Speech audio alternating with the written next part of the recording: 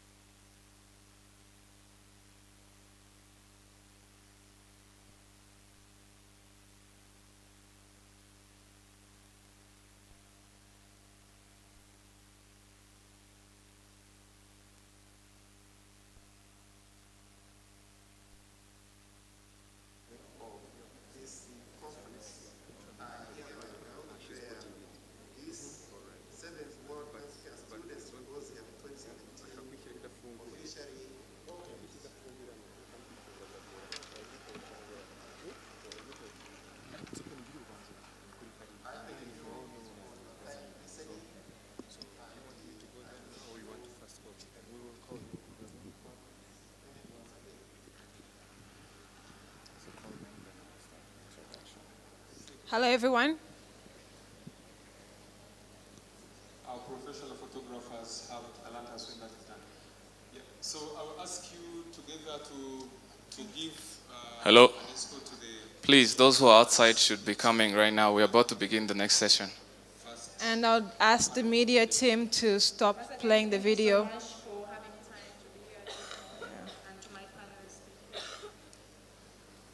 Thank you very much.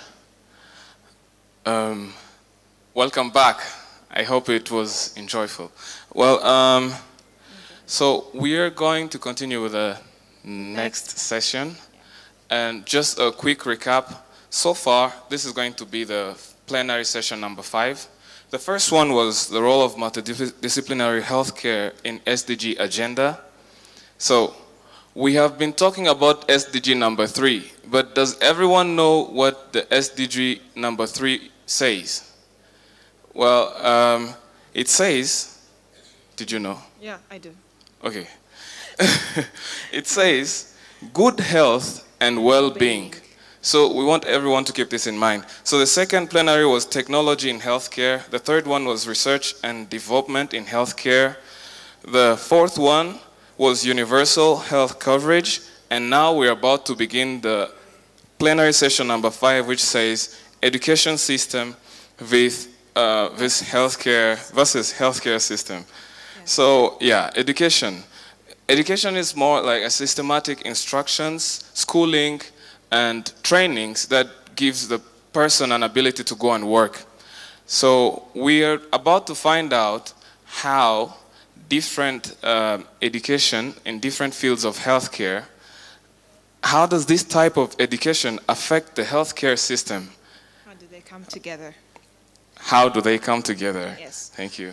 Just to kind of also tie into the last panel, Dr. Jitahi mentioned a personal anecdote on how his daughter was doing an exam where they were asking about MDGs when we progress on to SDGs. So there has been a problem that has been raised time and time again about the mismatch between the education system and the health system. So we're about to welcome the moderator for this panel. That's going to be really interesting. I'm sure many students are going to have many opinions and questions to ask. We welcome Geoffrey Bayingana.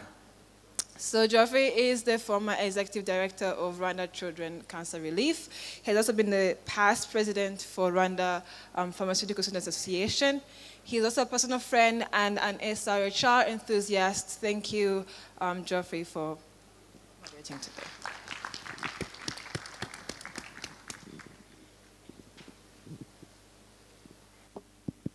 Thank you very much.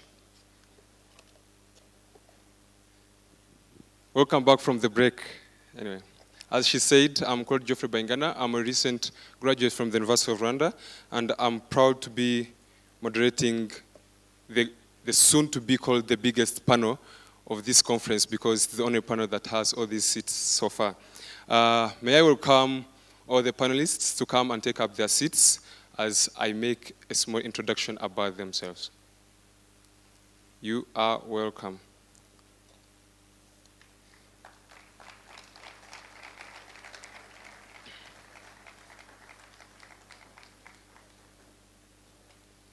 Yes, thank you.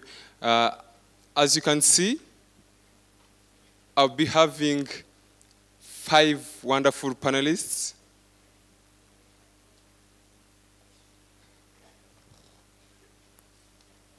And starting from my immediate left is Professor Philip Kuton. He was here before.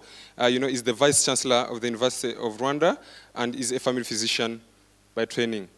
Next to Professor Kuton is Professor Dr. Patrick Edwin Chamanywa. He's the Deputy Vice Chancellor at Kampala International University, Western Campus in Ishaka Bushenyi, Uganda. He's a full professor of general surgery and an active player of the global health scene. His current interest is in the area of innovations in development of human resources for health in resource-limited settings. And I'm proud to say he's going to be our key speaker, giving us the keynote. Next to him is, again, Professor Mary Fori. She is the clinical professor at the University of California, San Francisco, School of Nursing and is the director of the Center of Nursing Research and Innovation at UCSF. Next to Professor Foley is Dr. Nadia Korb. Nadia Korb is the director of the Office of the Promotion of Global Health Equity in the Division of Physician Assistant Studies, Department of Family and Preventive Medicine at the University of Utah School of Medicine. Next to Dr. Korb is our very own Israel Wimpe. I don't know whether he's my age. I think he's the youngest on that panel. That's what I'm sure about. Israel Wimpe is in his early career in the field of global health. Israel has been the president of International Pharmaceutical Students Association till October. And he has been awarded as the FIP. He has been awarded by FIP as the youngest impactful person in his country. You are all welcome to this panel. Dear audience, as you can see, we didn't have much expectations from this panel. Education system versus health systems. I really think most of you are having this question on my mind, like, what does this mean? Education system, healthcare systems. But we know people who get into healthcare system are people who have been modeled or nurtured from the education system. So I think this is very imperative for us to have this discussion, and I believe these people are going to take us through that perfectly.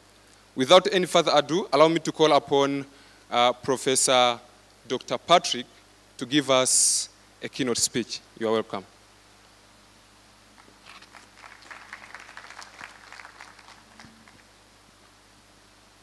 Thank you, Geoffrey. Good afternoon to everyone. It gives me great pleasure being back to Rwanda, having left just 2 years ago after serving as Dean. I'm going to use PowerPoint to try and get everyone's attention because it's an afternoon and I know glucose levels might not be friendly with our attention span. What I'm looking at today is not really giving answers. It is to further ask more questions so that we can stimulate our thought. Next slide. So this is my objective. I just want to stimulate thought, critical thinking, so that we can address some of these key issues that many are talking about today. Education, education. We've had the first 2 sessions in the morning, all lending themselves to the issue of curriculum and so on. So I would like us to look at what needs to be done differently.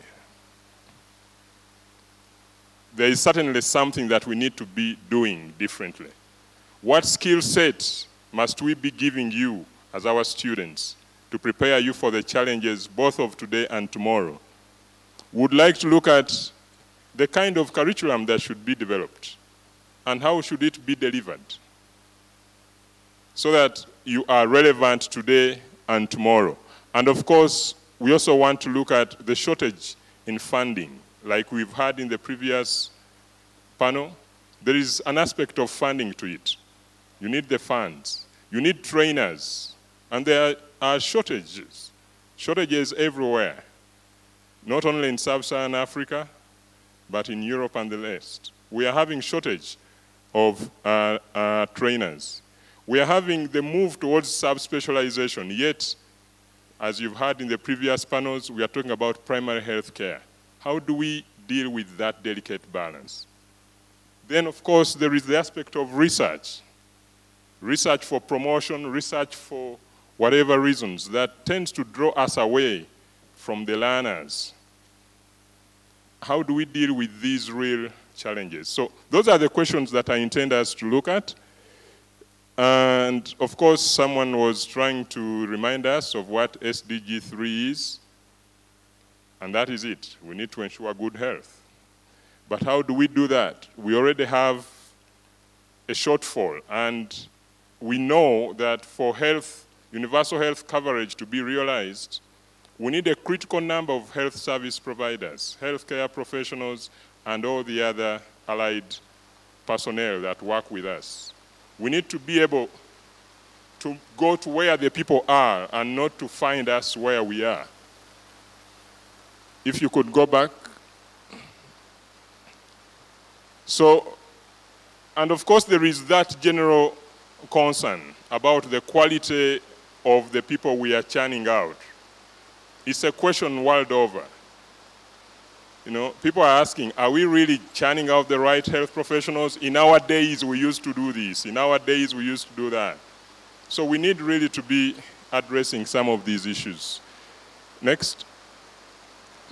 So when we talk about universal health care, universal health coverage, we are really thinking about access both to quality and also being able to afford it and having the right personnel there. And we are advised, this was at the time of the MDGs, that we needed 13 medical doctors per 5,000. And we needed to be able to develop that. But today we are talking of SDGs, and we need to be able to really see what difference should we be having in the way we train, the numbers, and so on, to achieve that universal coverage. The need to ensure the relevance of our education and training to the health professionals, to the health needs of the population is of utmost importance, as is forging partnerships. I am so humbled by the way we've brought the world together in this symposium to address issues of training. These are the partnerships we should be harnessing, because much as there are contextual differences, the basic ingredients are really the same. And we need to be working around these, then sharing our different contextual differences, because we are moving. The global village is now for real. And if I'm trained in Rwanda today, I might be working in South Africa 2 years from today. I might be moving to Germany after that. So there is still a lot we can share. And then the contextual differences, we can also appreciate them and be able to let the world know that we are relevant and able to deliver the care that the basic need is for the population where we might be. Next, please. So in sub-Saharan Africa, of course, we are always the example of the most dire situations. But as you can see from that slide, there is certainly a disparity between the need and the supply. We need to be able to address that gap. And it takes a lot more than just the classroom or the lecture room, as we shall soon see. The number of medical schools, at the moment there is an estimate of about 2,420 medical schools in the world. But as you can see on the slide, less than 10% is where most of the need is. So how are we going to address that gap? These are the questions. Next. So there are also other issues. You've heard about the curriculum. Are we teaching the right curriculum right? Does it have the right things, and are we delivering them right?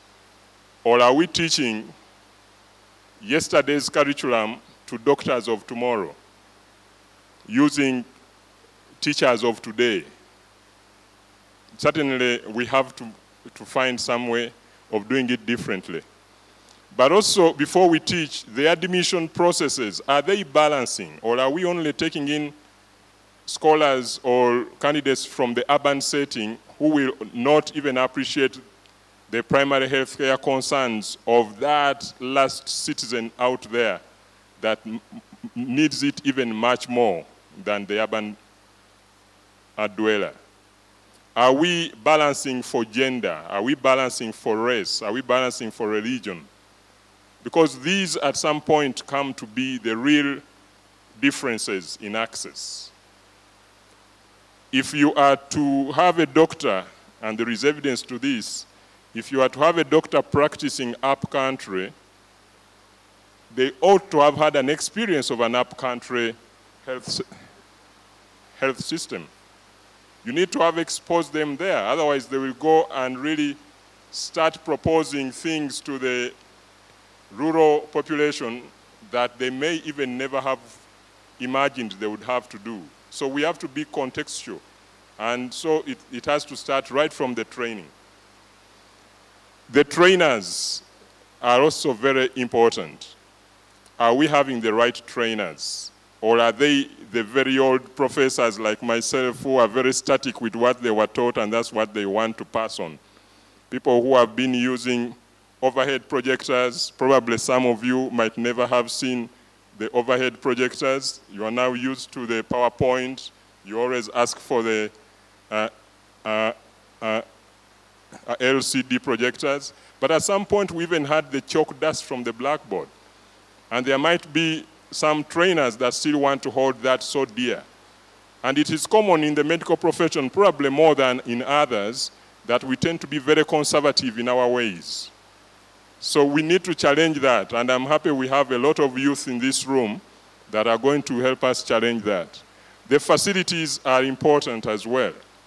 Are we teaching you where you should be or training you where you should be trained?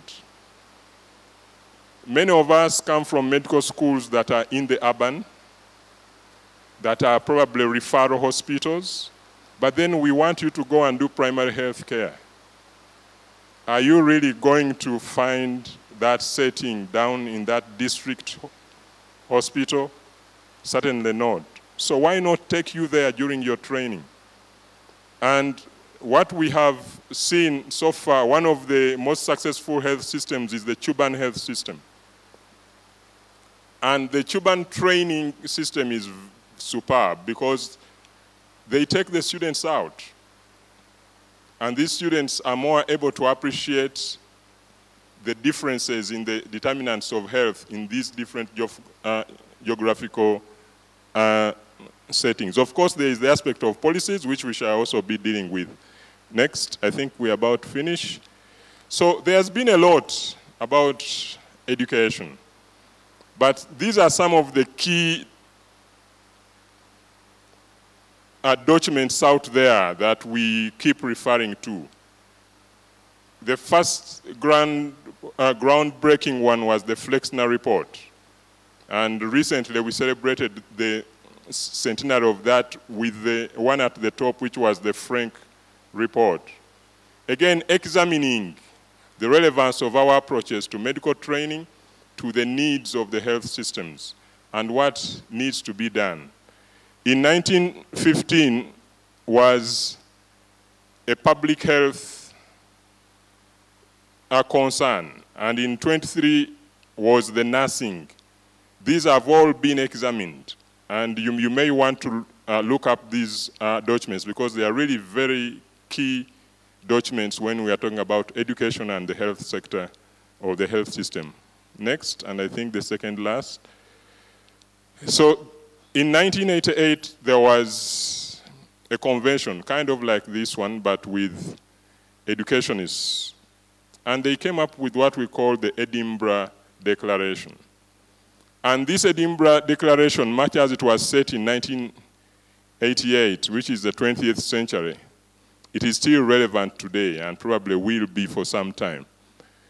We need to look at the education settings and widen them so that we expose our students.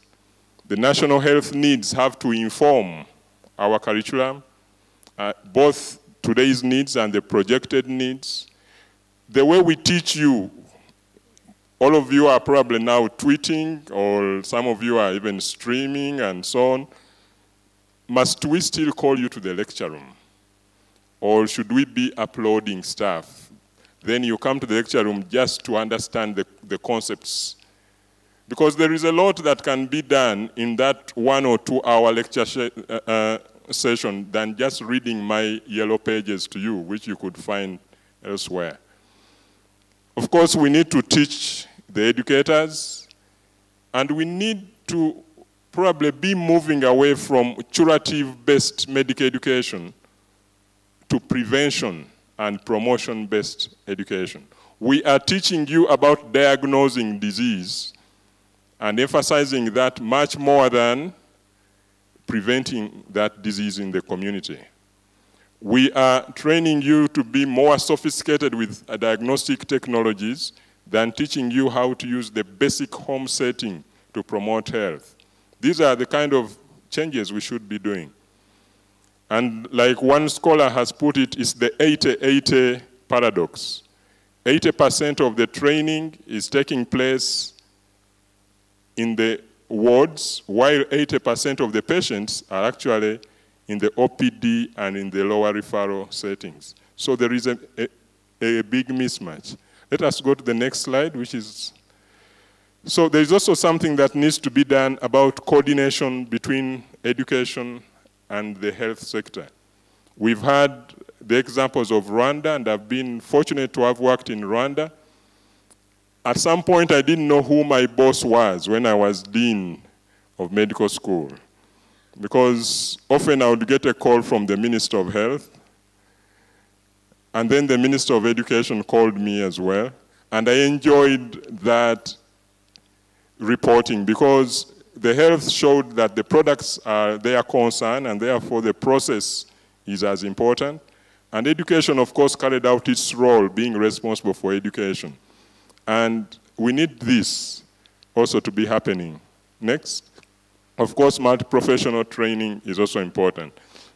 But like I've said, in many countries, we have the scenario on your left, where the education system is working in isolation with the health system, and the deployment by the Ministry of Public Service is oblivious of what education and health does.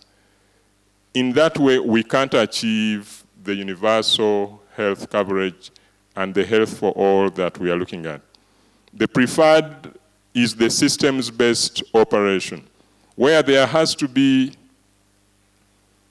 a forum that brings these players together, so that what we teach is responding to the need of the health system. And how the products are deployed and retained also is cognizant of the other two players. And that has been and continues to be a challenge. Finally, next. Those of you from the US, of course, know Donna. Donna is a professor, I think, at Harvard, and she's doing a lot of work in innovation and management. But what is most important here is in the last sentence, that it requires that we change the thinking behind our thinking, literally, that we learn to rewire our corporate brains if we are to transform education and make it relevant to the health systems. Thank you very much.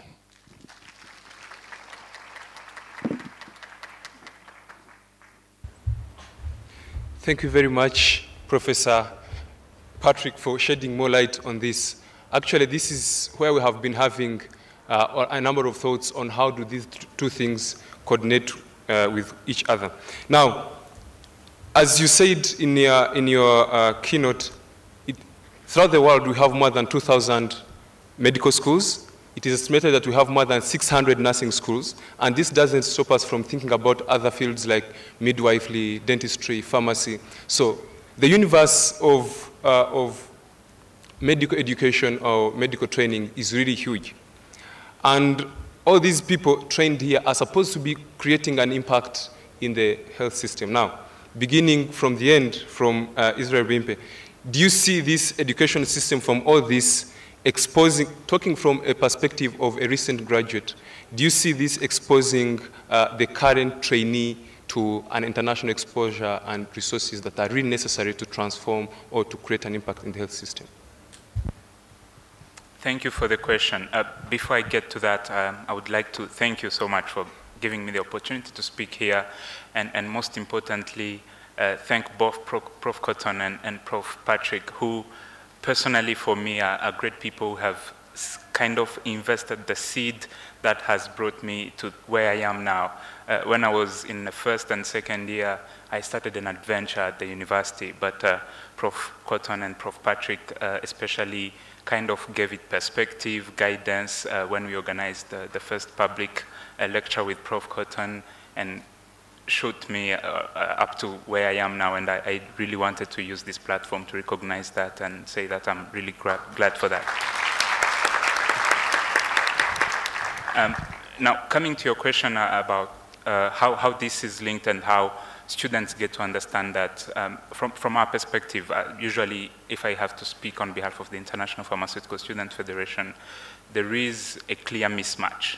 There is a disconnect. I believe we would have more than 400 participants from international countries if there was how it was linked and how this system, the education, exposes us to the outside world of the actual practical things that are happening. We create students' associations to kind of bridge that gap, but we still have hard time to get to convince our educators on supporting those kind of ventures and making sure that we do the right thing to advance as a particularity is the understanding that our educators have in Rwanda, which has probably allowed us to organize a conference after another every year, to do initiatives after another, which I don't think it's similar in other places where the students have their own goals and the education has its own goals, and the students try to understand what's going on in outside. What's the fuss about universal health coverage? What's the fuss about NCDs? What is it about health systems? What are we talking about when we talk about these things? And so it's a clear disconnect. As IPSF, we usually attend the World Health Assembly in Geneva. I've been to 2 of them myself. And one thing is clear, we are lost, which means there is that aspect of the policy making of healthcare which is disconnected from what we learn. We are so much into the practical, practicing, healing, preventing, but there is a disconnect when it comes to the policy side of it. And I believe it's something that we should be able to work on at so many levels, evolve, especially in ownership of our lecturers, our deans, on helping us to be able to achieve that. Because whether we are in an academic settings, students have way different perspective and goals, and they should be exposed to as many things as possible when they are in their training years. Thank you. Thank you very much. Thank you very much. I'm already interested and excited about how this is going to go, because the fact that we have a number of people who work in academia and as the first speaker now is already challenging that there is already a mismatch. Now, picking from what you already said, International Pharmaceutical Students Federation, International Federation for Medical Student Associations, when you look at their profile, they will all say leading or something, an organization that is doing advocacy. All these organizations are formed based on their major objective is always advocacy. And I want to bring this question to Dr. Cobb, because you have dealt with students, or you have dealt with other organizations that do advocacy. Now, my question is, do you really think this advocacy is needed at a student's level? And rather, do you really think this is being done, like in training? Are we really bringing out people that are able to do this advocacy? Thank you, and thank you for the opportunity to speak today and to this amazing panel. So I think advocacy is a really challenging question, and I have a lot of opinions, but one of them is, I think, that absolutely learners need to be engaged, and they need to be engaged at as many levels as possible. However, that being said, I think that in order to be an advocate, a true advocate, one has to have walked the walk. So my recommendation is socially accountable health professional education, where learners are placed within communities for the vast part of their training. The Training for Health Equity Network is a global organization that currently is working with multiple medical schools that have absolutely flipped the paradigm, and the focus is primary care, community-based. And the students come out from that learning. The majority stay in primary care, the majority stay in caring for marginalized populations. These are students in the Philippines, in Canada, in Belgium, in the US. I mean, it spans nations. And so I think when we speak about advocacy and how to encourage advocacy, you as a student or a graduate need to find something you are deeply passionate about to advocate for. You absolutely have to be at the tables, without a doubt. But find something that you can hold and you can move forward, because that's when the advocacy becomes something really motivating and there's energy to make changes.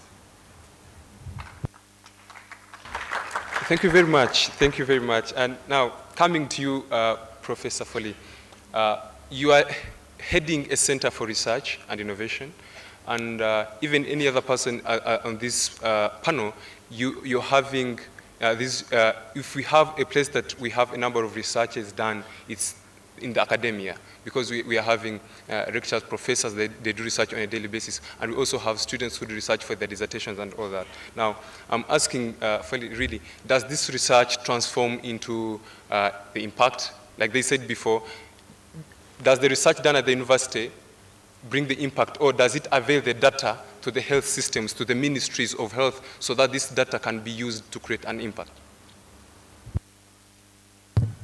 Thank you for the question, and thank you for the opportunity to participate again. It's an honor to be here with you.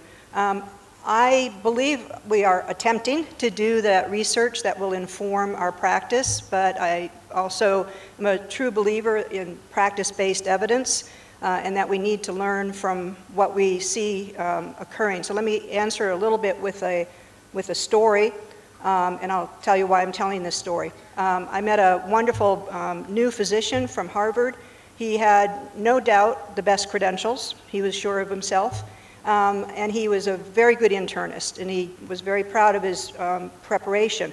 And he graduated, and he was put in charge of a team. And that was the first problem, because he had never learned how to be a member of a team, and he had never learned how to be in charge of a team.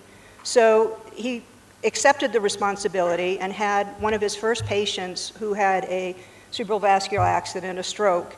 And during the intervention for this patient, someone in his team said to him, well, really what this person needs the most is an occupational therapist to help them regain their activities of daily living. And this very well-prepared physician said, what is an occupational therapist? I'd never heard of one.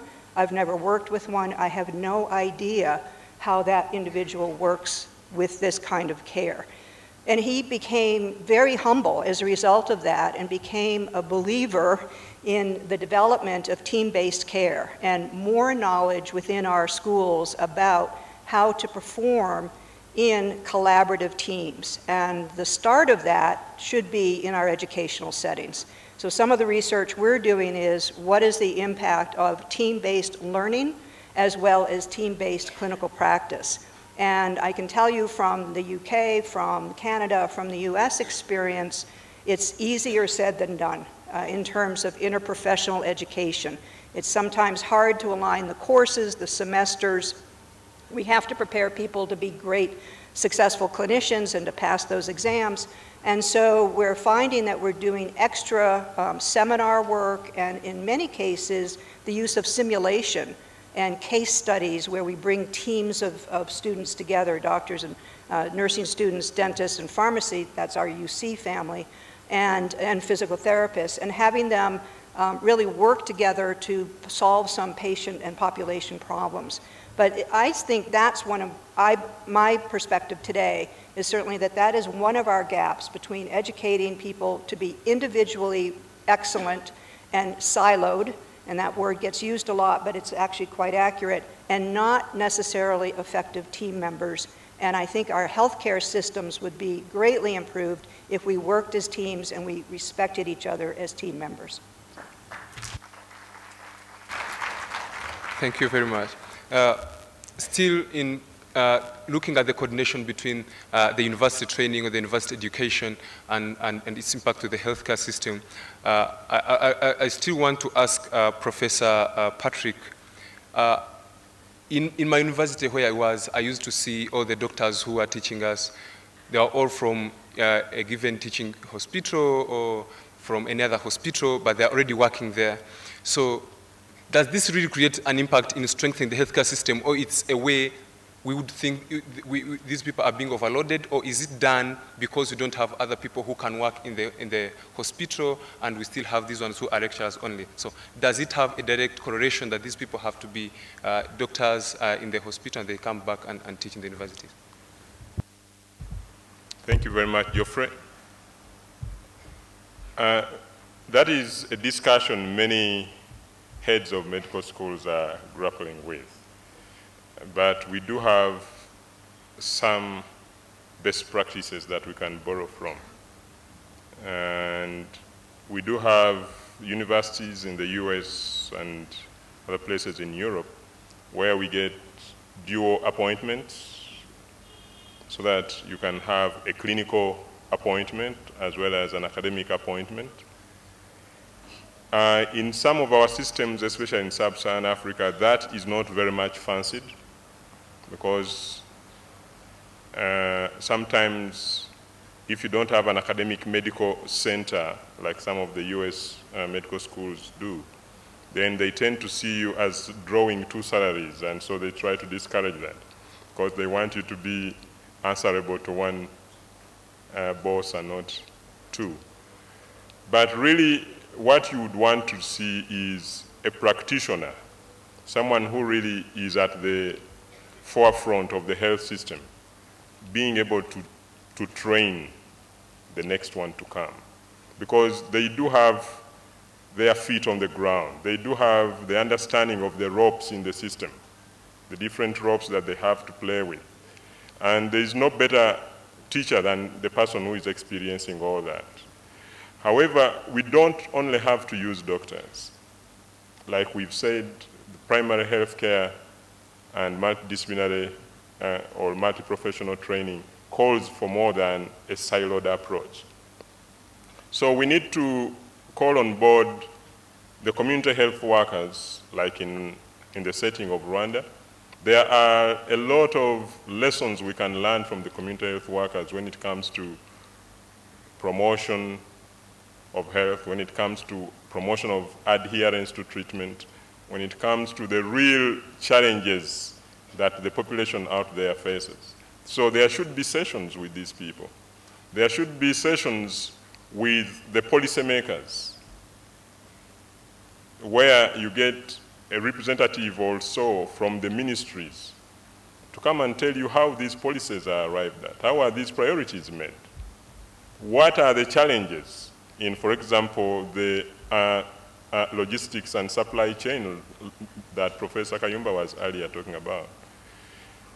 So that we train, like Cobb was saying, a person who understands the different tenets within the system that they're going to work in, and not just knowing how to take a good history, do a very good physical, and write out a very nice list of investigations and later prescribe. What are the things behind all this process that, first of all, lead the patient to you? What are the challenges this patient is going to face in getting that treatment, and also in taking that treatment, and in handling the effects, if any, side effects from that treatment? Do you understand the setting from which they come? And many of us doctors who are working in the referral hospitals, we not probably have grips on that. It is those people down in the referral hierarchy that are going to tell us that. So it's a challenge. What we have done at my university, again, borrowing from some of the lessons I learned here, much as the university has a private teaching hospital, because it's a private university, we do have a 600-bed hospital. I have been able to convince my boss that these students need to go out in the public hospitals to appreciate the dynamics in the public health system. And now we've managed to get the support of the Ministry of Health through a memorandum of understanding. And we've taken our students to district hospitals and regional referral hospitals. And they spend a whole year there. That's when I think they are better able to appreciate what challenges the health system has and what challenges the population is having. So I would encourage you, because now we are really handing over the reins to the youth. You've got to drive your destiny and pursue it with all, like Dr. Githini was saying, be that kind of citizen that pushes for what should be in place. And I think the youth and you who are in this room are the ambassadors for that. Go and challenge the deans and say, but this is the trend. How are we going to be able to change our act to fit in what the 21st century healthcare professionals should be doing? And share the ideas. There is a lot of research that you can do, even if it only be document reviews, and write very good justifications for these changes. Because unlike what many people say that you are the leaders of tomorrow, actually you are the leaders of today. It is today that you've got to change if you are to determine the future. So push for that and let us be able to get out of our old ways and do things differently. Thank you. Yeah. Thank you very much, Professor Patrick. Healthcare is a field that has unique requirements when it comes to ethics and professional behaviors.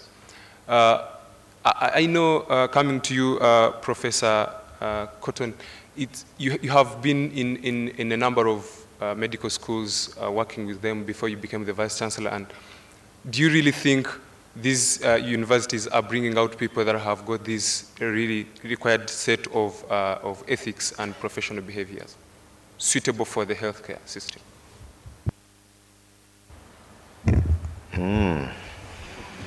Well, look, before I start, let's just be clear about one thing, and I think Patrick would agree with me here that the reason we get out of bed in the morning is because of our students, that our students are our greatest inspiration, actually. It's very easy to say, but it's said with great sincerity, and Israel is one of those people. So Israel, you would always sit here and say, thank you for your time, thank you for everything you gave me, but we would say to you, thank you for your time, thank you for everything you gave us. And I want,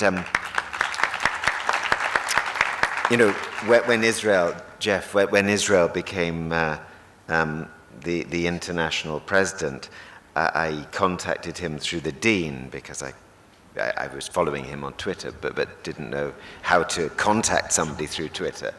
And so I contacted through the dean to say, wouldn't it be great to go out for lunch? Well, that was last October, and we still haven't had lunch yet.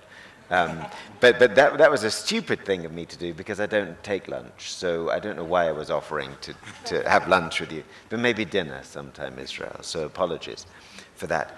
You know, you know, we've kind of touched on some of this already. You know, we play at teaching professionalism and ethics. You know, what does it mean to be a professional? Because footballers are professionals, and yet their behavior is a little bit different from the kind of behavior you'd expect from doctors going around kicking things and spitting on the floor and taking their shirts off. So we have to really think through what it means to be a professional. We also have to think seriously about what we're doing. You know, a lot of our ethics is based on Judeo-Christian ethics, and yet we serve populations that, you know, adhere to different faiths. So what about teaching ethics that are based on teachings of Islam, for example? And we find that when we look at teachings around the development of the unborn child, there's a lot of resonance there. You know, by the end of the third 30-day cycle, the breath of life is breathed into the child, and that has huge importance when we discuss in a multi-ethnic group of students issues like termination of pregnancy or prolongation of difficult pregnancies. So we need to really go back and address some of that. But for me, one of the single biggest issues, Jeff, is assessment. Because you can assess professionalism. You know, thank you very much. That's very kind of you. Thank you. You know, to a patient. And I say, gosh, what a nice, polite doctor, you know, and they maintained eye contact, and they did all the right things. Let's pass them. And of course, they get out to the system, to the system, and they default to the behavior that they find within the system. And this is a real challenge for us in medical education, that there's a mismatch between what we tell people and try and encourage people to be when they're in medical school, and when they get out there, things are very different indeed. And in 1996, I think it was, we published some work on interprofessional education. One of the things that we didn't put in the publication was the dynamic in the small groups, the interprofessional groups of students. And when we went around and we video recorded what was being done in the groups, almost all of the groups had, standing at the flip chart with a marker, a nursing student, because the medical students were kind of sitting there like this, you know. Who's going to take the notes? Well, you can take the notes, Mary, because we would have been in the same class, you know? I mean, just what is it we're trying to do? You know, we're trying to serve people. We're trying to do our best for people who come to us at their most vulnerable, at their most fragile, when they need us most. And so getting that whole notion of professionalism and getting that whole notion of assessment right. And of course, the problem with assessment in many places is that it lacks truth, it lacks authenticity, it lacks credibility, it lacks validity or reliability. And so we really have to understand that, to understand the impact of formative assessment on the development of healthcare professionals, as well as summative assessment. So I'm not really sure. You know, we talk about the impact of role modeling. You say, oh, Jeff, you know, you're one of my greatest role models, but do you see evidence of that in my conduct? Absolutely not at all. So I think there is a call in terms of ethics and professionalism teaching for greater authenticity, and that comes down to honesty and truthfulness within individuals. Thank you very much. This is a really good answer to my question, but in low and middle income countries, the medical practitioners, healthcare practitioners are not the best paid at all. The best paid are politicians, the best paid are other professions. The healthcare professionals are not the best paid in low and middle income countries. And from the word go, we have been told if you want to be a healthcare practitioner, you need to be having passion for this, and this is what we have been trained to do. Even wherever you are, you say to become a medical student, to become a pharmacy student or a dentist student, you just need to have passion for that. You need to have passion for the patient. And this has been the baseline for everything. Today, still talking about ethics, we have seen in countries like Uganda, like Kenya, we have seen people striking for agitating for salary rise, either or working conditions that are not good, and this has left hospitals deserted, and patients are left there, and this whole thing brings a question mark to when it comes to the ethics and all that. Now, I'd like to ask this question, to pose this question to Professor Patrick. What do you think has gone wrong, depending on what we do believe when we are coming from the universities, and what do you think has gone wrong leading to this kind of behavior? Well, I think Phil should have answered that. But thanks. I'll give a go at it. Yes, I think, like Phil said, we have the element of role models. But we also have the elements within the system. Now, when I entered medical school it's not many years ago. That was 1990. I was one of 120 entrants for that cohort. And the oldest professor at that time was the one teaching ethics. May his soul rest in peace. He passed on last year, Professor Donga. And within the first week, he called us into the lecture room and asked a few questions. And some of these were, who of you are here to do medicine? Of course, we all put up our hands because we were so proud to have passed the exam to make it to medical school. And at that time, there were only 2 medical schools in the country. The other one had just started, and we tended to look down on it, so we wanted to go to Makerere. The next question was, how many of you would like to be rich? Of course, we all put up our hands because we know that medicine is one of those professions where, you know, things should go well and you should be able to make a better living than all the rest. Then he asked, how many of you can still change your minds about medicine? Of course, the room went quiet. No one thought there should be a need to change your mind after you've excelled and all your colleagues are saying, oh, Patrick is up for medicine, you know, he's one of the brightest. Then he said, well, I think all of you might have to put up your hands because you all said you want to be rich. But in medicine, you won't be rich. You will just be able to live a decent life. But you'll never be in the Forbes magazine. And I think that still stands true today. I've not yet seen a medical doctor in the Forbes magazine. You will have to be in medicine because you see it as a calling, not because you see it as a means to your wealth. At that time, we thought he was joking, especially that he drove a Mercedes-Benz and always donned very nice suits. We knew he was just joking. But today, I can tell you that medicine is not where you will get to be extremely wealthy, but we deserve a decent living. And the strike that you've talked about in Uganda today, actually, a few minutes ago, the court was ruling on a suit that was lodged by one of the affiliate medical unions saying the strike is illegal. And fortunately, the court has dismissed the case. We are really asking for the basic minimum that can afford you a decent living, to allow you to go out every morning, not thinking about where the next loaf of bread is going to come from, but thinking about how your patient you operated last night is doing.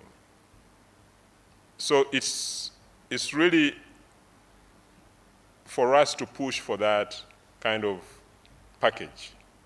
We don't want to be the highest paid in the country, no. But there should be a commensurate salary and reward scheme that enables the doctor to go out thinking about the patient, not about where they are going to get their next dollar from. No. And we are also supposed to challenge the health system. Again, I very much liked what Dr. Githini said. Actually, you may pass for an advocate. But yeah, I mean, we need to push for decent working conditions, such that if you wanted to prescribe an antibiotic, the supply chain has ensured that it's not out of stock, so that your patient, after all the discourse and so on you've done with them, is able to get that treatment. We need to be able to want to refer, and there is an ambulance to refer to the next level, and not say, I did everything, but unfortunately the patient couldn't be transferred. Just like people joke that the operation went well, but the patient didn't come up. You don't want that. So what we are looking for is that decency in the medical practice. And our role models have not been that outright about it. You will believe me that the population or the generation we now refer to as the millennials are more certain of what they want, and they will push for it. We were taught to be humble and subdue in nearly all situations. You know, you get subdued and you say yes, yes, sir. Even when deep inside you, you know, you want to jump out of your skin and grab this person telling you to do this. But I think the millennial generation now has or is in a better place to change the system, because you will demand for this and that to be in place. And it is not unethical to demand for a good working environment. And so the ethics probably also needs, and I'm risking saying this, needs to be contextualized, okay? Because like Professor Phil was saying, the ethics we are taught may not necessarily apply across all faiths and so on. But even the context, okay, we need to be dynamic about it. We were taught at one point in the ethics class that we can't be involved in decisions around death. You should give the care you can give until the Creator decides that this person has to go. But now we know there is a lot of discourse around end-of-life decisions and the participation of doctors and so on. There is a lot of debate, pros and cons for this, and I'm still conservative on the other side. But such are the times that we are faced with, and we've got to conform as of necessity. So really, we need our role models, our mentors, to give us that confidence that, yes, there is need to change, allow us to be disruptive, but also be able to show us the delicate ends that we shouldn't surpass. Because at the moment we are towing such a tight ethical line that sometimes it actually makes us unethical in so doing. Yeah, thank you. Well, thank you very much. I wouldn't leave this go away without asking this question about strikes, really, when it comes to ethics. And this is coming in the 21st century, where we have the global health threats like Ebola, like Marburg. You know, when these ones come, they really have caught attention for people. And when there's an outbreak of Ebola, for example, the most vulnerable person is a healthcare practitioner, because if you are going to handle a patient with some of these threatening cases, at times they have claimed doctors' lives and other people who get involved with these patients. And I want to ask Professor Fodi, should we start seeing people now moving out of the profession? They say, instead of being here and tomorrow there's an Ebola patient coming to me, let me just go and have a business somewhere and leave this? Or are there some enablers that could help these people stick around in such situations? Well, that's an easy one.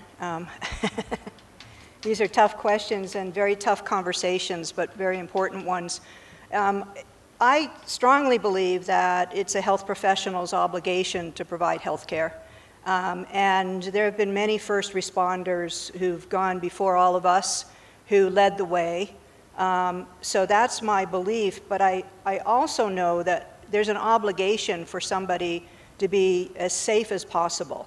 I mentioned yesterday that I was active as a nurse in San Francisco during the outbreak of HIV, And we had surgeons and nurses and dietary workers and housekeepers afraid for their lives from a disease that they really didn't understand at the time before the source was adequately known. And there were concerns, and people said that they were going to refuse to give care. It was imperative that we provided training as soon as the bloodborne pathogens were identified and we knew what protective procedures and equipment would be effective, that we had to provide that education. And with that education then was the expectation that you would not abandon those patients. Okay, so I think it's likewise with other diseases. I think Ebola was just a remarkable experience, and you know, people in the face of very virulent diseases have the right to know exactly what they're doing and to be provided the very best equipment they possibly can have available to them, and up-to-date training. And that disease challenged even the training in our developed countries, and we had some exposure in the US because our infectious procedures were not adequate for this particular infectious disease. So it became imperative for us to do better training, to provide better equipment, and to be more aware. At that point, as soon as people felt that they were being supported, they went into those rooms without question. And you had people in West Africa going into those villages without question. So I think it's an incredible tribute to our professions collectively that folks will respond to emergencies. We owe them a huge thanks. I thought the People magazine, no, Time magazine, Time Person of the Year, the Ebola workers, was a big thank you to those workers from around the world. So with education, with the proper equipment, yes. In the absence of that, I know there will still be some very brave people, and they'll pave the way, and there will be some who will choose not to provide that care. They probably need to become a real estate agent or go to another career because they really don't belong in healthcare. My opinion. Thank you very much. Thank you very much. I believe some of these cases and threats, and that's what called in for the human resources for health, and this all comes with the strengthening of the health systems. Dr. Cobb, I know you are among and you attended the 4th Global Forum on HRH. Could you take us through some of the points that are really key, and especially when it comes to the youth, like this gathering here? Thank you. So the 4th Global Forum for Human Resources for Health was held last week in Dublin.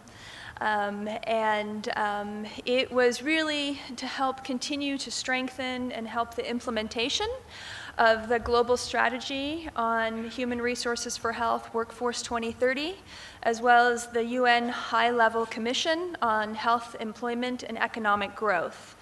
And the focus in those has been absolutely mind-shifting and a very, very, very exciting time, I think, for you all as the next wave of health professionals, because for the first time in a very long time, health workforce is actually being focused upon.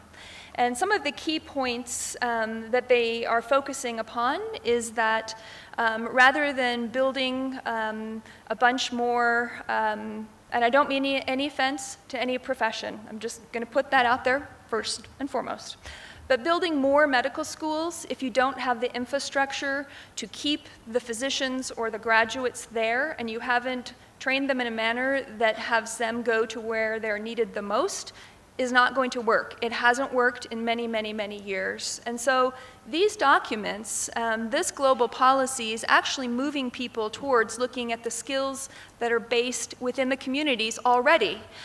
For example, clinical officers, medical assistants, health officers.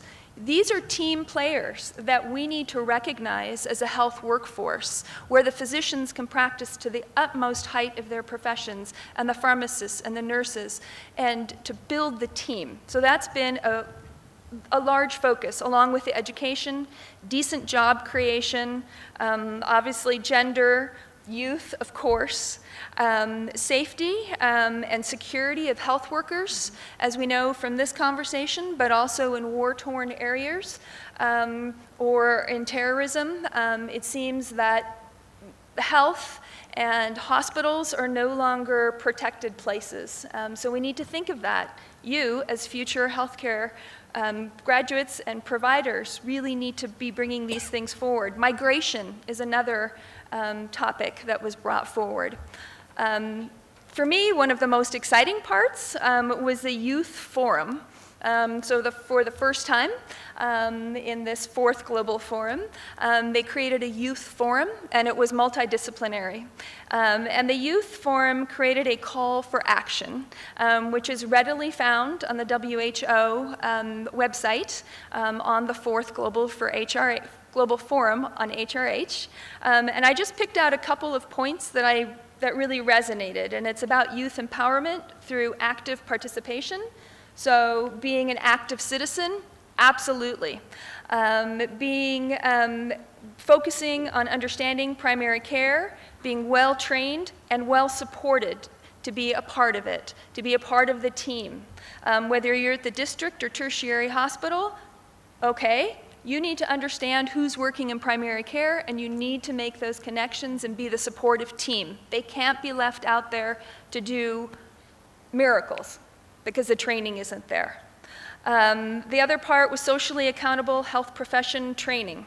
Again, that has to do with the social determinants of health. And it warms my heart that we have heard about this at almost every single panel because, okay, again, I'm from the US, but in the US, this is a really challenging topic, and people don't get it to the large majority. And here I look at multi-nations, and I see that you understand it, and I see that you can be advocates for it. So in the youth call for action, that was absolutely one of them. And then continuing to have the youth engaged in the Global Health Workforce Network, which is a network that the WHO runs for the various components of Workforce 2030.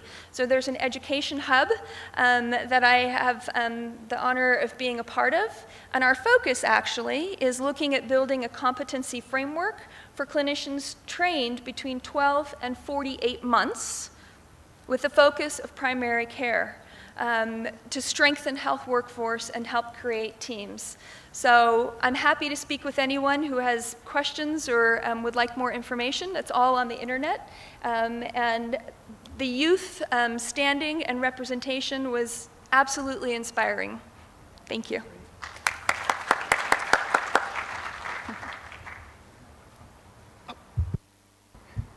Thank you very much. I think Isra has something to add on that. Yes, definitely. I just wanted to highlight on the health workforce agenda and how I really appreciate how the WHO has been taking a great initiative to involve young people. And IPSF in particular, we have been involved with the International Federation of Pharmacists to develop workforce development goals and the vision for the pharmacy profession, which was developed last year in Nanjing, China. And I appreciate how the professionals involved IPSF to be able to come together on the table. And at that conference, I addressed the audience and I told them, you have to develop things that the current people have to identify with. It's so hard when professionals for 40, 30 years sit in a room and think this is the vision of the profession without really involving the ones who are getting into it. And then I appreciate very much the first involvement of young people in the health forum in Dublin through the forum and the call to action. And also something new is they're creating a youth hub in the Global Health Workforce Network, and IPSF will be a founding partner of that youth hub. And something else on security is that the Red Cross reached out to a lot of students' organizations, and I know medical students and pharmacy students were the first to take up that call to call for security on healthcare workforce and a lot to discuss about that as young people get into the practice. If you allow me, can I make small comments on topics that were discussed before and especially speak as an advocate? The first thing I want to talk about is it's an unpopular opinion in an academic setting when it comes to research and when it comes to the practicability of research in doing actions. I have an issue with research and having to pay to access research, having to pay to publish your research, having to log in to access a research. I don't know how it will work. And we don't access the data that were used when our professors or our lecturers do their research. Students don't have the capacity to understand which data to collect. But if a professor collects the right data and publish what they intended for that, the student who accessed that data repository can look at it and say, this person talked about this person talked about this, it's all in a repository. Can I look at a link in this thing that can inform what we want to do? The second thing is, students are not empowered when it comes to what they publish. We have in the booklet a lot of abstract that students published. I'm pretty sure there is no one who walked there to see it because it's not published in Elsevier or any other of those fancy, where professors have to publish to get tenures, to be promoted, to, you know. And that hurts what the student does and why they do what they do. We have, as the Pharmacy Association in Rwanda, the Pharmacy Association or Medical Association in each country has at least a magazine where students do small-scale research in their communities and publish there. But it will never get to act. The Deputy Director of RSSB said, please come help us. Go to your community, ask certain questions. I'm pretty sure there are students who do that, but it never gets its value because they don't think it is worth it because of where it is. It was peer-reviewed by another student, and they think it has to be secretly peer-reviewed by another peer reviewer somewhere because it's Elsevier or something. So I really hope the professors, the chancellors of the university understand the concept of open access to research, open access to the data, and empowering these student magazines, IPSF magazines, where students publish their work, and make sure you tap into those. Open your data to them and say, look at this data. This is what I collected, but this is what I published. Find something else that you think this data can inform and can help. I mean, I'm sorry, but I think I had to say that on behalf of students. Thank you so much. And one last thing on ethics. I think, as you said, on the people we look up to, it's also important to tap into the peer pressure. If one student is exemplary and is doing good, try to help those small groups, so that, because it's something we do in our associations, we have leadership trainings, we have professional trainings, we have code of ethics we abide by. So try to develop those that students develop by themselves instead of giving lecturers, but try to empower those initiatives developed by students so that that peer pressure can promote their ethic ability and how they grow as professionals. Thank you. Thank you very much. He really talked like the immediate past president of IPSF, the leading advocacy organization. Yeah, I think I have many other questions for these panelists, but I think the same questions are yet to be asked by someone in the audience. So can I see? Yes, I'm going to take a round of 5 questions, make sure it is precise, direct to someone, and then I'll see whether time allows and we can get more. Someone with a microphone, a pick. Yes, next to you, on your right, on your right, on your right, there's someone.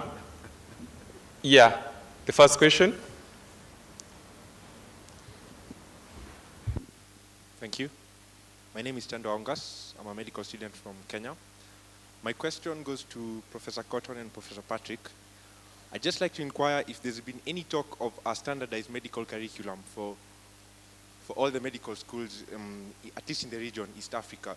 Because I feel like we face the same conditions, we have the same approach to them, but the problem is the way we learn is so different. Some go 5 years, some go 7 years. Some is problem-based, some is fear-based. So is there a need for a standardized curriculum, and would there be problems in implementing it? Thank you. Thank you very much for your question. Can we take the second question from the lady in front of you? Yes? Thank you very much. I ask my questions in French, please. And my questions are for Dr. Philippe, Professor Philippe. I would like to talk as a family physician. Bon. Depuis que nous avons commencé la séance, depuis hier, je constate que cette session est vraiment adressée aux family physicians. spécialistes en médecine de famille, tels que professeur Philippe là-bas. Un family physician doit être un bon clinicien, il doit être un apprenant à vie, ce qui fait qu'il doit se baser sur evidence-based medicine, la médecine basée sur l'évidence. Il doit être un bon manager de ressources de ses malades. Et il doit considérer son malade comme le problème de son malade comme un problème de tout le monde. Donc, sur le plan clinique, sur le plan individuel et sur le plan social, voir la communauté et son entourage. Est-ce que le professeur Philippe peut nous dire quelque chose sur la formation de family medicine au Rwanda ici? Est-ce qu'il ne trouve pas que c'est très très important de former les family physicians au Rwanda? Et si oui, quelles sont les stratégies à adopter? Je vous remercie. Thank you very much. I will ask, before we take another question, I'll ask you to first translate that so that the professor can get it right. Yeah. Okay, so her question was on, as Prof. Cotton is a family physician, she thinks everything that has been discussed here is merely addressed to family physicians. So a good family physician is a good clinician, it's a good lifelong learner, and use evidence-based medicine. But it's also a good manager of the patient's resources. And so, and know everything about the patient in a clinical, social, and community way. Is there any plan to train family physician in Rwanda? And what are the plan on that, and what are the priorities in relation to that? I hope it's a good translation. Thank you. Thank you. Can I take a question from this side? I already have the microphone. Would you mind if I could? Let's have a question from this side. We shall come back this side. From this side? I want to see someone with the microphone that side. Yes.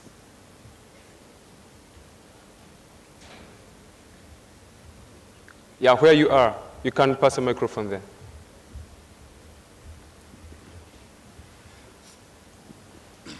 Thank you for the opportunity. I'm Kastori from Tanzania. I would like to ask my question to Professor Patrick. In your keynote presentation, you spoke of reviewing the medical curricula. Do you think there is a need in reviewing the medical curricula, there is a need to include technological knowledge or technological subjects in the teaching of medical professionals? Because as we know, in the digital age, technology is changing. Is changing in a very high rate, is changing the way we do things, the way we deal with patients and all that. And yesterday somebody spoke of artificial intelligence, machine learning, and the use of drones. Most people were shocked when they heard of artificial intelligence, the chatbots, they are going to replace us. So do you think we should include these new technologies? They should be taught to medical professionals, the doctors, the pharmacists, during their training, so that they can understand, and also as they emerge, they can keep on understanding and they can be part in designing the technologies, so that we cannot fear this technology as they happen, but we can understand and be able to control them instead of them coming, instead of just having the fear that they will replace our jobs. Thank you. Thank you very much. Yes. Thank you for giving me this opportunity to ask this question. My question is humbly directed. My name is Dr. Charu and I'm from India. My question is humbly directed to Professor Philip Cotton. My question is regarding medical reforms in the curriculum. There is definitely a need of including scientific research and medical writing in medical school and pharmacy school or allied health professional school curriculum.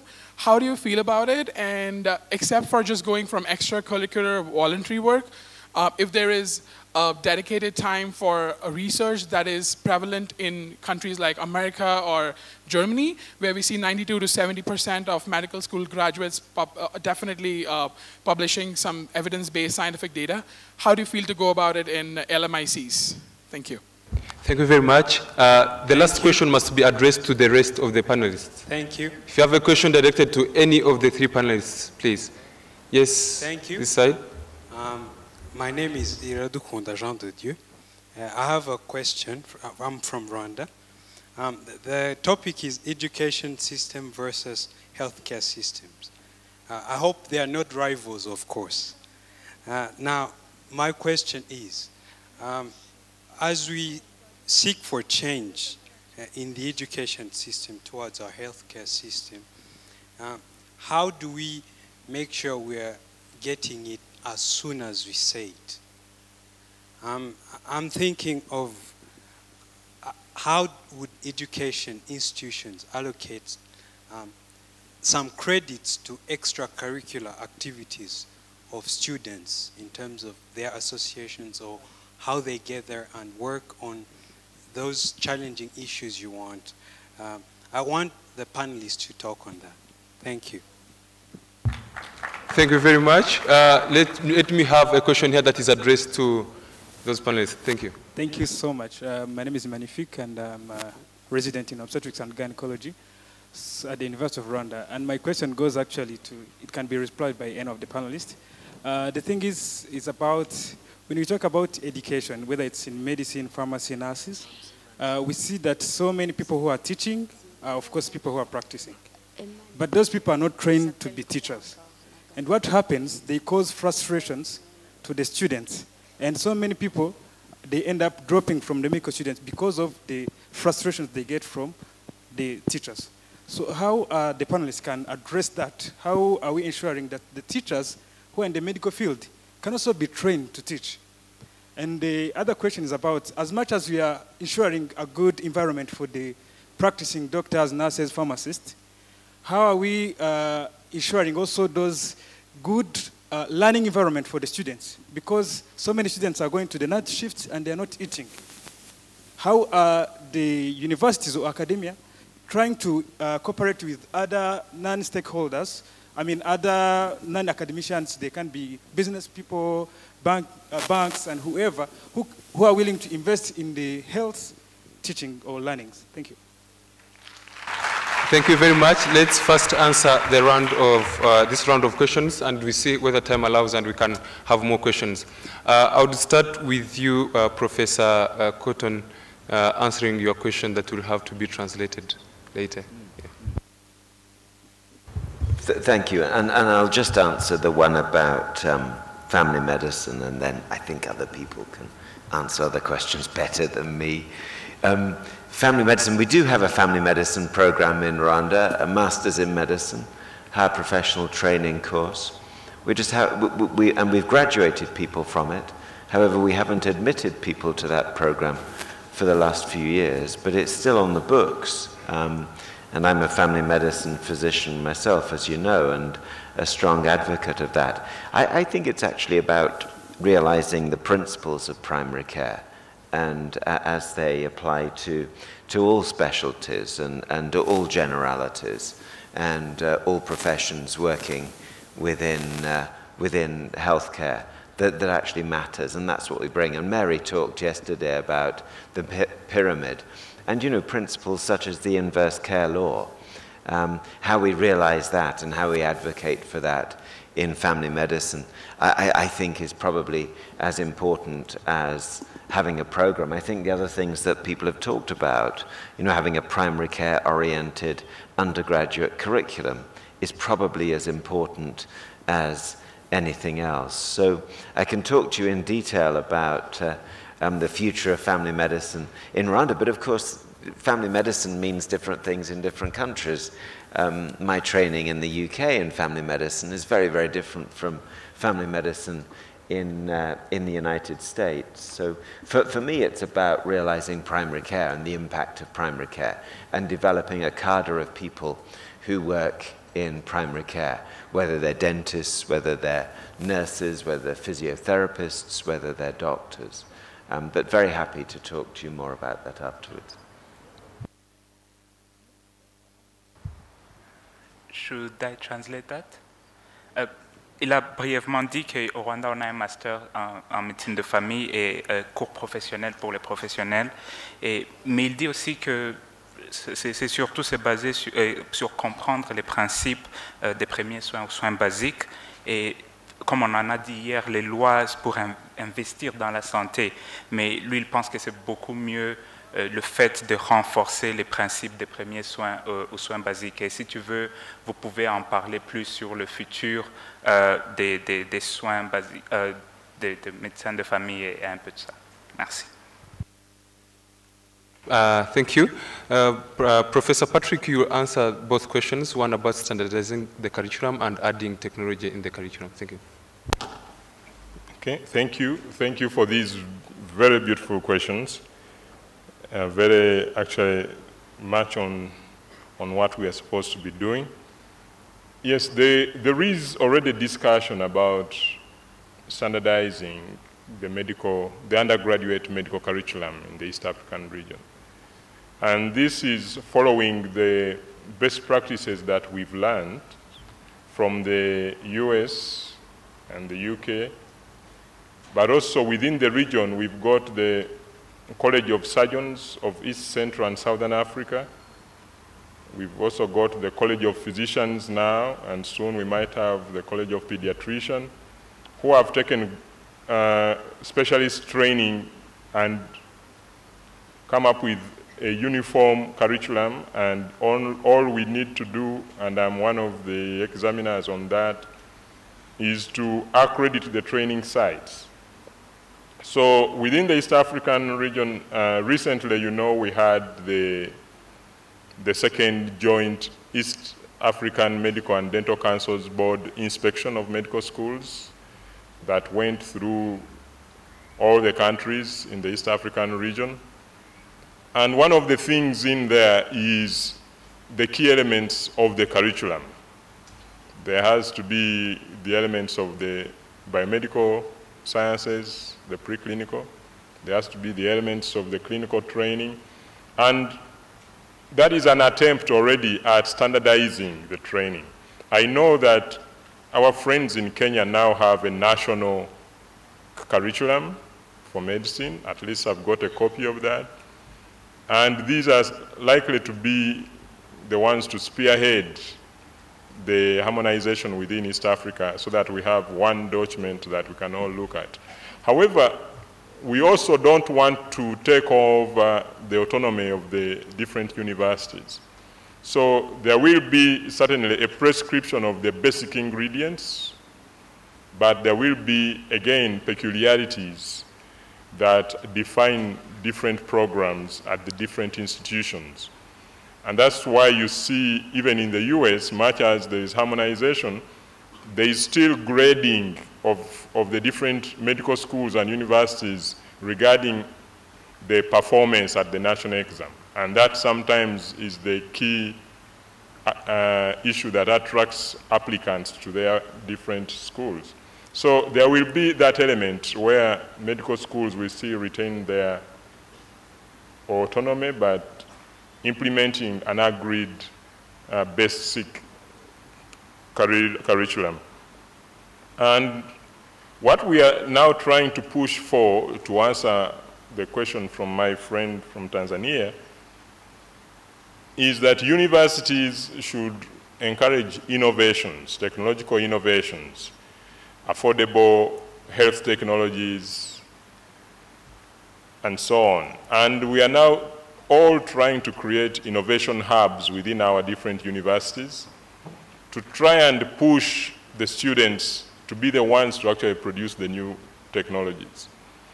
And I know that Rwanda has got that with centers of excellence already getting funding.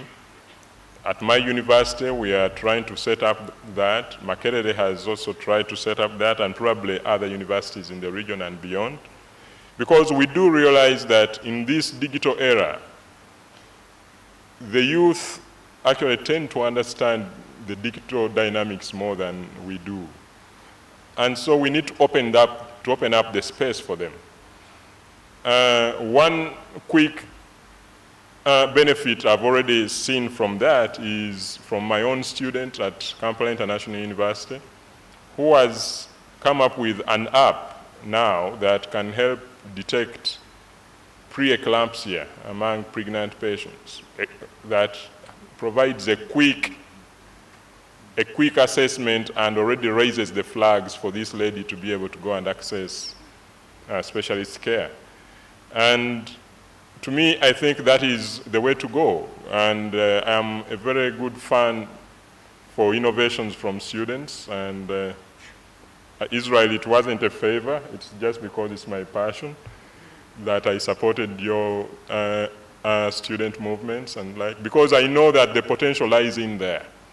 So it might take time to get that into the curriculum, but like one of the people from the audience asked, are we going to try and award recognition in terms of credits for students for the extracurricular aspects that they do? And I think that's a very, very, very important question, and my friends maybe will answer it even much better. But what we really need to take into account is whether we are actually assessing what we should be assessing, and whether we are assessing it right. So what we emphasize is what the student will do, because they want the grades. But is it what we should be emphasizing? I think those are questions that we as educators should be now asking ourselves. And are we assessing them right? Because it is very good knowing all the anatomy and being able to identify the nerves and structures, but is that what really matters? And if it does, are we giving it the emphasis commensurate with its significance, or are we overemphasizing it? And yet we should be emphasizing other things like Phil said, the professionalism, the communication skills, those non-technical skills. So we need to really have this discussion going on, and I think we will get there. Sadly, it takes a long time because it's usually a 5 to 7 year cycle before you can change a curriculum. So the time to start is now if we are to have it by 2020, because I think that is what we need to be doing now. I invite my other colleagues to see if they can add to that. Thank you.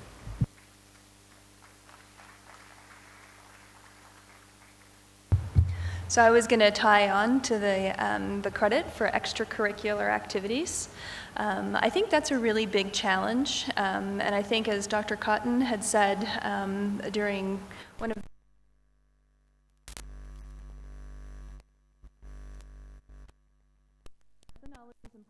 but the students need to be able to show us what they can do. And I think there are movements afoot. There are, in some schools, it's called a portfolio, and you receive credit for it. And you know, it can be associated with your degree, it can be associated with a course, but it can be, it's reflective, it's pulling in what you have done, rather than regurgitating knowledge on a multiple choice test. Another aspect is that I think as youth, going back to advocacy, I think one of the most important things you can do is become an educator of patients, of your team members, in an educational institution. You're there to share your knowledge and your experience, and you can help shape the future educational system, helping to have learners actually be awarded for what they do, including the knowledge bit, which is not small, obviously, but really transforming the educational system. And I'm going to respond quickly to the concept of helping people continue to be both clinically competent so that they're relevant in their teaching, and also to acquire teaching skills. And I think that's a really very appropriate question, and it's an appropriate question across the professions. I think it's a matter of leadership, and it will be incumbent upon academic leaders to expect and require for continued employment and promotion that there be demonstrated ongoing learning. In some of our states in the US, for example, we have continuing education units. You're giving units here for the professionals who want to demonstrate their ongoing acquiring of knowledge. And to monitor that, to stimulate faculty development, to be sure that people take advantage of that, to provide some financial support perhaps for them to go to those conferences and bring back the latest teaching tools. Technology is one of the current topics taught in many of the sessions, and we use a lot more app-based learning and testing and I was going to say audience participation, but classroom participation by having some really cool online resources. Flipped classrooms, which sounds like an old concept, still a new concept to some, still actively discussed. In other words, how to engage the students and not just lecture to you with a PowerPoint. Very important current information. But it is the leadership imperative to require it, to demonstrate it, to role model it, and to assure that the students are getting the best education they can. And keep pushing us, because if you see people there that are just out of touch, that's a conversation that needs to be had, not in the coffee room, but in a forum where you have student rights, and you have the privilege and the responsibility to let your leadership and the faculty in your schools know what is working and what isn't working. Only then can they adjust it or make improvements. Thanks. Can I? Thank you so much for that. I just want to speak on a student perspective on the extracurriculum thing, and it's yet again an unpopular opinion for many students, is I really think requesting credits or requesting rewarding for your extracurricular activity will remove the passion, the authenticity of the passion, of the volunteerism and the drive that you put into your extracurricular activity. And it will be limiting because they will set the portfolio, they will set criterias, they will limit you in what you can do, which is extracurricular, which will now be into a system. So I usually encourage students and our federations to just be driven, do things. I'm pretty sure if we were given credits of conferences we organize or speak at, our lecturers wouldn't understand that we can do something this big. They would limit it to a portfolio or something. They can say, go talk to the WHO, go talk to Johnson & Johnson. So my idea is just let your drive take you as far as it can. Don't request credits, don't request rewards for it, just go for it. Because the other thing is, if you want to sit at the table, you want to create value. You don't want just to have the youth at the table. You want to have youth with value to make sense at that table. And that's not the thing you can create when you are doing it for credits or for validation by the school director. So I encourage young people and fellow students to just be driven and just don't limit yourself in any way by the regulations and marks and things that could be there. And on artificial intelligence and computer, thank you so much. I just wanted to say, again, autodidactism. The school will never catch up with artificial intelligence, machine learning, quantum computing.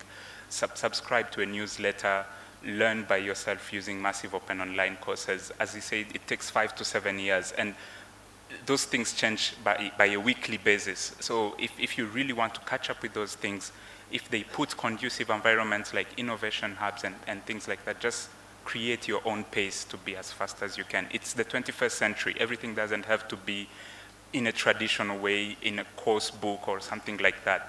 I am a big fan of autodidactism and learning by yourself. Thank you.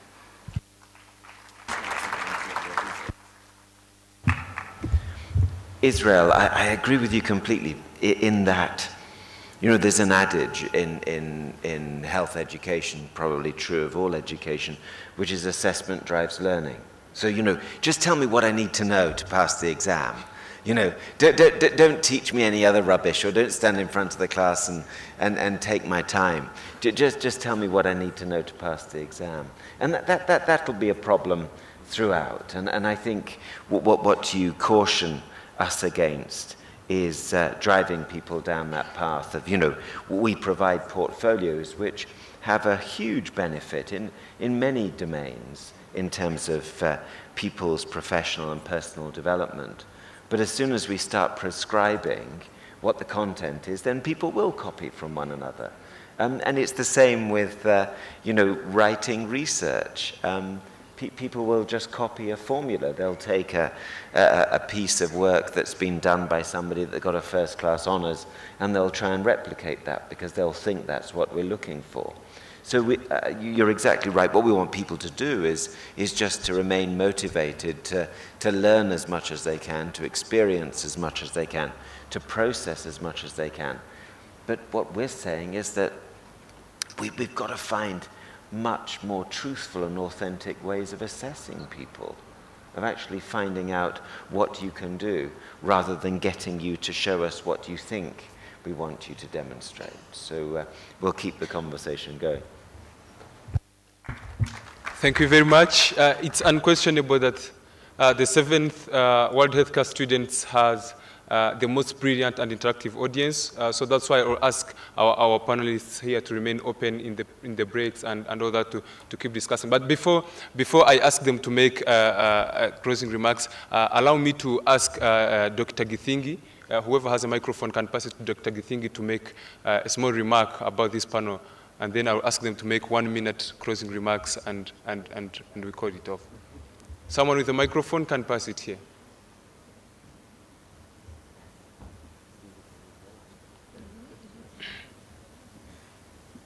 Thank you very much. I actually moved here to catch the eye of the moderator. That's what happens. You need to go and find your place on the table.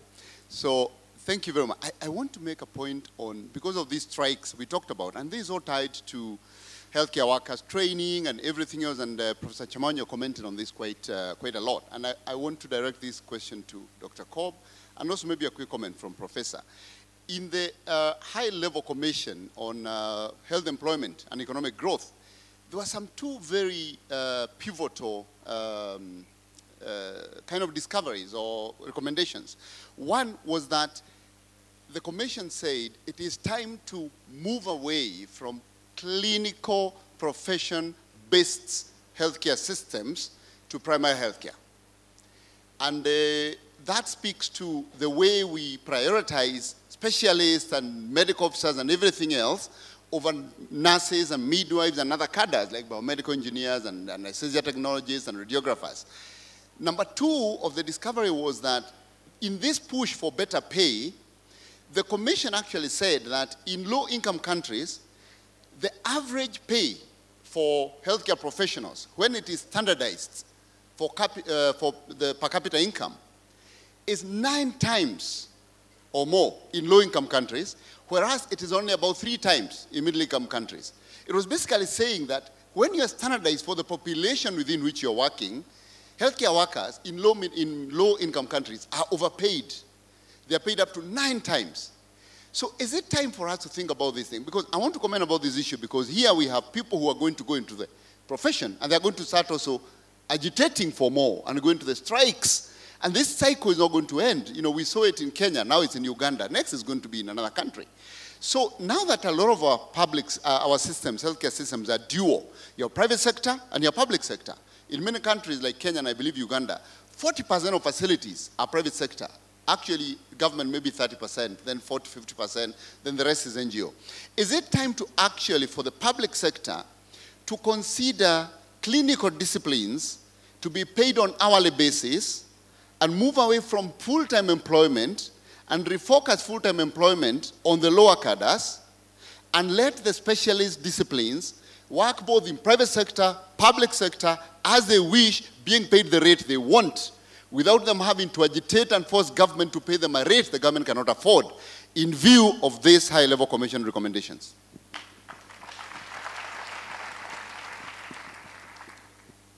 Wow. Okay. I can take potentially one portion. And I think that the overarching themes of both the Workforce 2030 and the High-Level Commission have been about skills mix, which is a very uncomfortable topic in a society that is very hierarchical and title-based. And it's going to take many years, if ever. But the goal is to be able to look at, let's say, a map and say, oh, we have an enormous disease burden in this area. It's XYZ disease. We need these specific skills to manage that disease. It doesn't matter the title of the clinician, the provider that goes there. Because we all know that you can task shift, which is a horrible word, skills mix sharing, maybe better, You can skill up people. You do need the expertise. You do need the specialty training. You need to have people who are trained absolutely to the fine point of physicians and specialists. But for the majority of the population, if you can start with prevention, primary care, family medicine, community-based, you will definitely shift the masses that are coming and running into district or tertiary hospitals. And so I think the skills mix is the focus. And it's developing a skills mix that's resilient, responsive, and sustainable. So Ebola, perfect example in Liberia. The physician assistants there are the primary care health workforce. They were the first to die as healthcare professionals in that country. They weren't all over the media. They're kind of kept quiet, whatever that means. But again, they are, I think, we should be looking and we should be really taking stock of what Workforce 2030 and the Commission have put out to maximize everybody's ability to serve and really use the skills that you have obtained.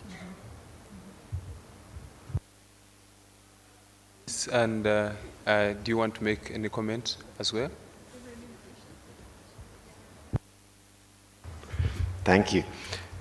Look, I think private, don't laugh, please. You know, private and public providers, I mean, all contribute to the health status of the population, yeah? Private hospitals, public hospitals here, people working in private hospitals, people working in public hospitals. And, you know, we shouldn't recognize a divide, but we should recognize a complementarity. We should recognize a solidarity. We learn from one another, certainly in terms of quality and practices and procedures and protocols and all that kind of thing. You know, and rather than fighting against a system or fighting against the way in which people might choose to work, I think we should embrace the way in which people might find to be more effective and efficient to work and more fulfilling to work. And that's the kind of conversation that goes on here in Rwanda. In the Ministry of Health, they will talk about, you know, how do we maximize, how do we optimize the healthcare facilities we've got, whether private or public. How do we enable people to serve in the right way, whether it's a mix of private and public or solely private employment. And that's very refreshing, and I hope that we can continue to have that conversation in lots of other places in the region too. So for us, it's probably not so much of an issue, actually.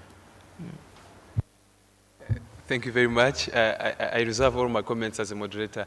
I see this discussion going on and on and on in the lunch break. I think every person wants to be rich, and this discussion won't end.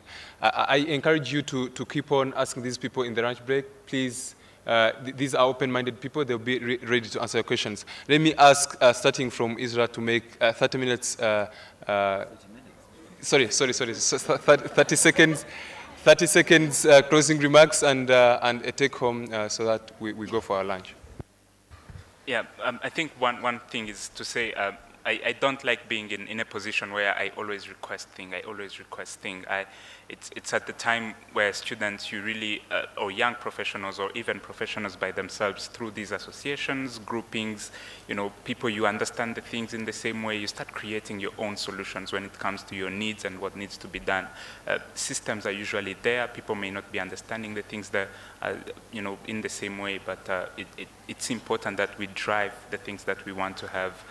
And in linking health systems and education systems, I believe that the International Pharmaceutical Student Federation, as much as any other student association or federation, fills in a lot of gaps when it comes to policy, to advocacy, and it just needs to be driven and empowered to be able to achieve our goals and to work together. It's a matter of communication and mutual respect between students, policymakers, and leaders in our schools and the countries. Thank you.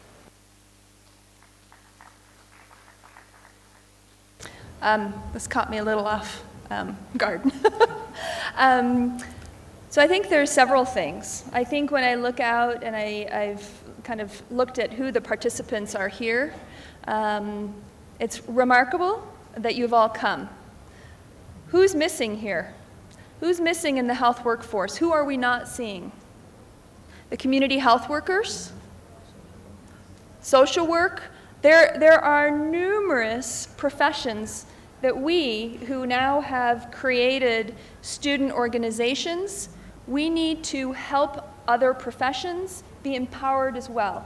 Because I think what happens, and I am an enormous advocate of student professional organizations because I think there's a lot of energy and innovative thinking that comes from that.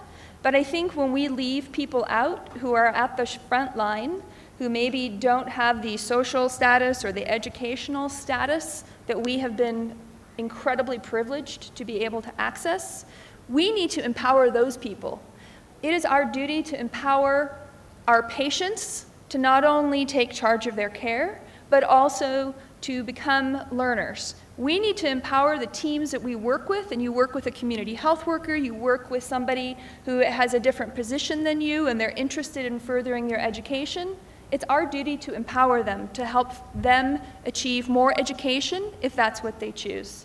So I would hope in the next conference that we're going to see a lot more representation from a lot more multi-disciplines. Thank you.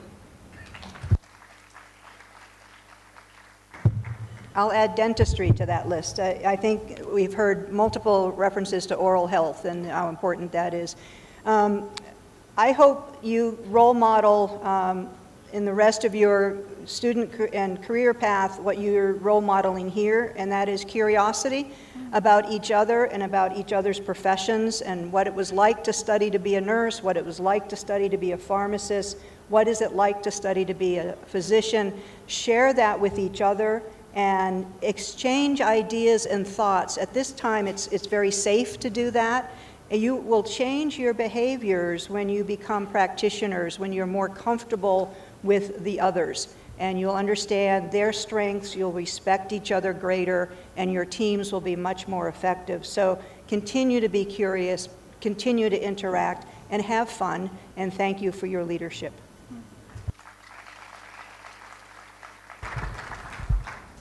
Yes, thanks. My take home is really to challenge the youth. And you people here are the ambassadors to take the message out there. I think this is an era where we should know no boundaries. So I'm going to challenge you to push the boundaries. Challenge the status quo, because the status quo was set in the 20th century. So it might, and is most likely not to be relevant for the 21st century. So let's push that frontier from where it is by discovering all the possibilities and being able to stand out and make it possible. I like what Israel gave us, not waiting for it to be done, but doing it. So it's you to do it. And if we are to transform the education and make it more relevant to the sector, we've got to challenge the status quo. So go out, ask those sometimes uncomfortable questions to the people that are in charge, and don't relent until we get there. Thank you very much.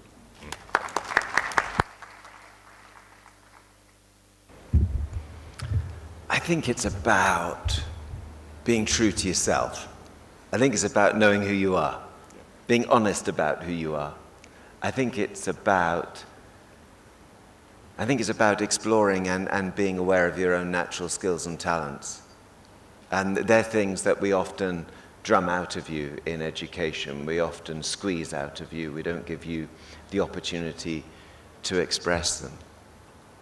And some of you will know this already, but my most famous medical student said to me in final year, I don't want to be a doctor anymore.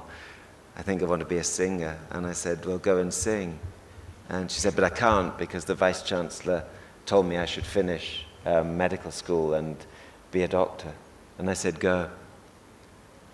And she went away, and one of her #1 hits was a song that has the words, I want to scream, I want to shout, I want to tell the world about it.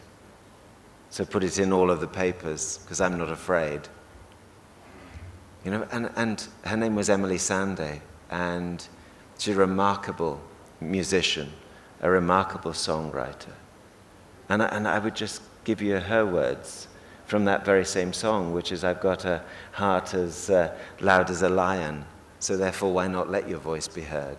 So scream and shout and tell the world about it, because you need to be advocates and you need to stand up for people.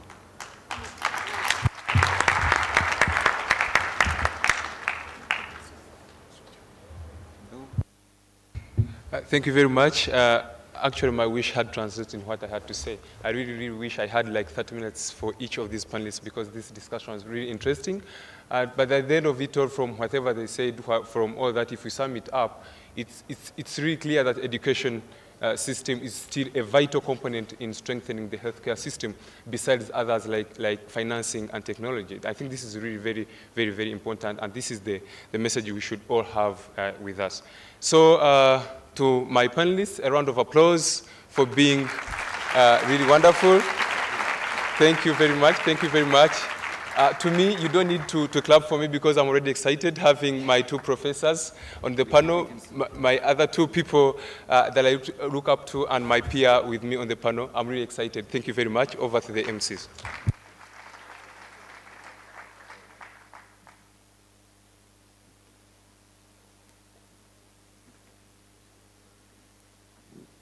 Okay. Thank you very much, Geoffrey. I think this was a wonderful session. We all appreciate very much. We have to give great thanks to the panelists.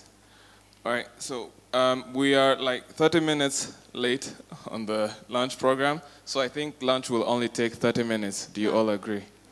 Yeah, lunch will be 1 hour, but please, if you finish your lunch for the afternoon sessions to go well, you can start moving towards the room where you will do your afternoon session. We'll start with real quick important announcements. So the first one, please keep posting on Facebook, Instagram, and tweeting about the event. And remember to keep your badges everywhere you're going. The security people here will be asking for them, and if you don't have it, you will be in trouble. Especially when you go out and you want to come in, you will definitely pass through the security guys. Okay. So the second announcement is the delegates who have oral presentations this afternoon in the inclusive health session.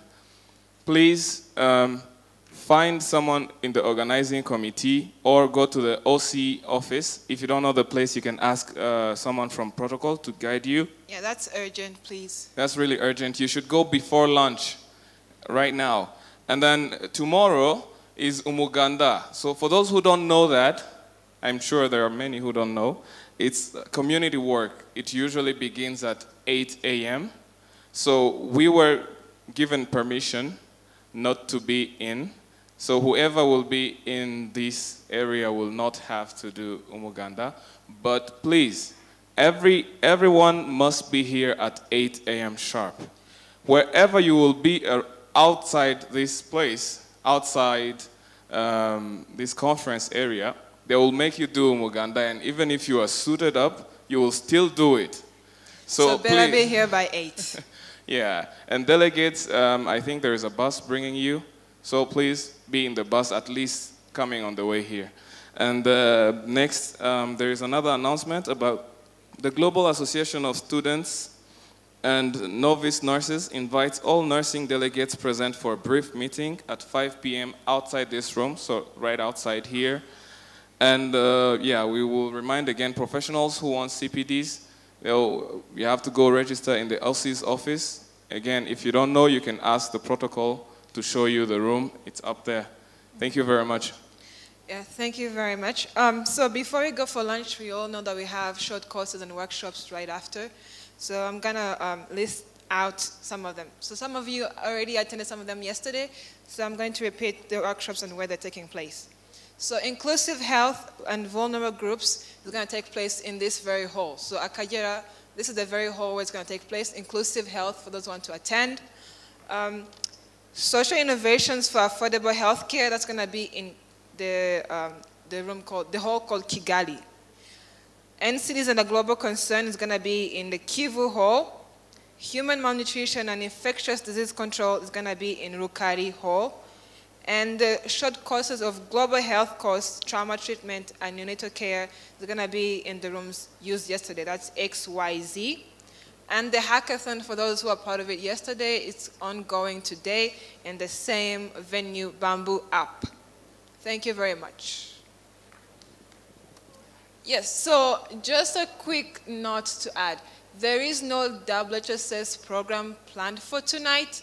So for those of you who are going to make your own plans, make sure that you actually get back to your where you're staying on time and be able to be here by 8. So there's no planned program for tonight by WHSS. Thank you.